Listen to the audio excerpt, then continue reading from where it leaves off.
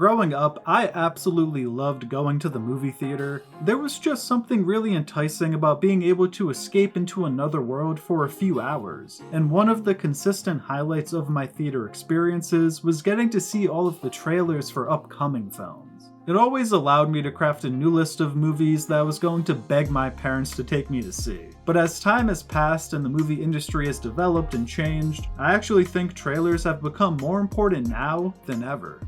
You see, back in the day, if you didn't go watch a movie in the theater when it first dropped, you'd have to potentially wait up to a year and sometimes even longer before you were able to rent or buy the VHS or DVD. I remember being obsessed with The Incredibles as a kid, and even though I watched it in theaters, the wait for it to come out on home video was excruciating. Suffice to say, going to see something in the movie theater was a no-brainer, even if you were only marginally interested in watching it. It was cheaper, you didn't have to wait almost a year and run the risk of spoilers, it just made sense. And growing up, I remember that they used to include trailers on DVDs and VHSs, essentially just meant to inform you of what was coming to home video soon. So it was truly a big deal when a movie was finally attainable to watch in the comfort of your own home.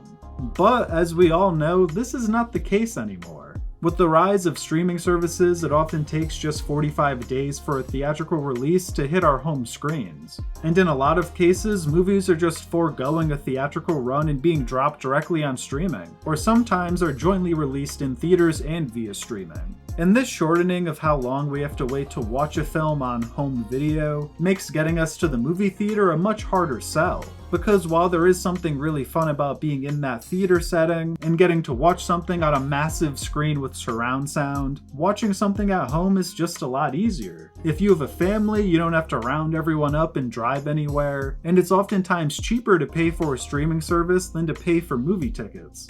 And in my opinion, what all of this has led to is an increased importance being placed upon movie trailers. In order to get a large portion of movie-going audiences to go see your film on the big screen, you need to knock it out of the park with your preview. You need to make your film look so good and enticing that people can't wait 45 days to watch it at home.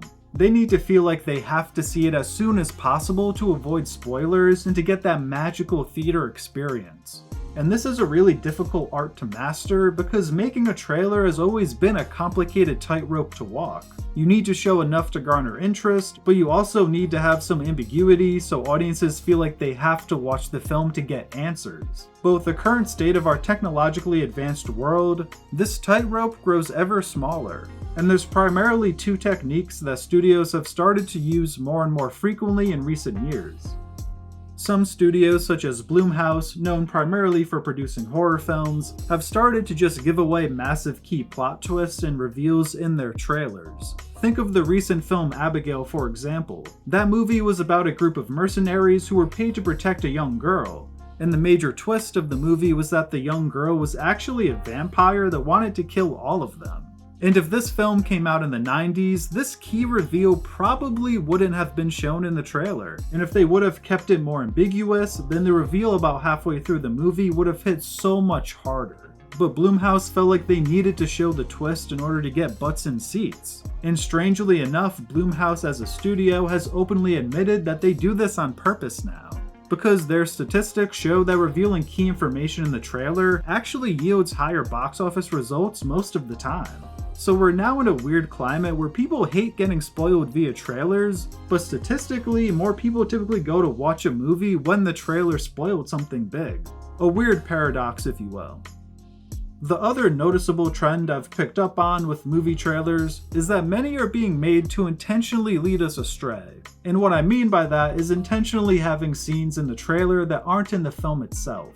One of the first examples to come to mind is the Infinity War trailer, where they had the final money shot of everyone running towards the camera, which included the Hulk, but in the actual film itself, the Hulk was never in Wakanda, rather it was Bruce in the Hulk Buster suit. It just seems that there will oftentimes be these little shots here and there that have been altered in some way, and I think this is especially effective when these altered shots or sequences are showed very briefly, because it then allows us as fans to try to pause and break down each and every frame, and to piece together a story or explanation of some sort in our mind. but by giving us these misleading pieces to the puzzle that we're trying to craft, it builds a desire for us to want to go watch the movie because we simply can't complete the puzzle on our own. But again, this is a little bit of a slippery slope, because you only want to go so far with how much you mislead an audience or alter a trailer. Small things like showing the Hulk instead of the Hulkbuster suit is fine and fun, but when you create a trailer that promotes an entirely different film, this can become an issue. Think of 2017's Downsizing for an example.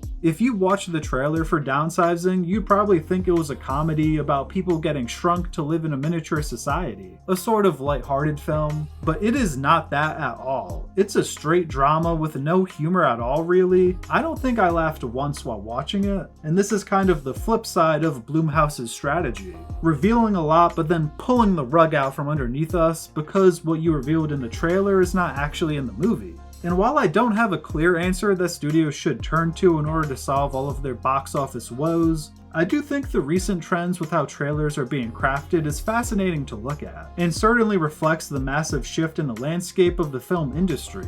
Times are changing, and movie trailers are more important now than ever. Well, if you made it this far, please let me know in the comments, what's your favorite movie trailer of all time? You know, a trailer that came out and just made you desperate to want to go see the film. I hope you enjoyed this video, and if you did, please feel free to subscribe for more Screen Stories content. Until next time, peace.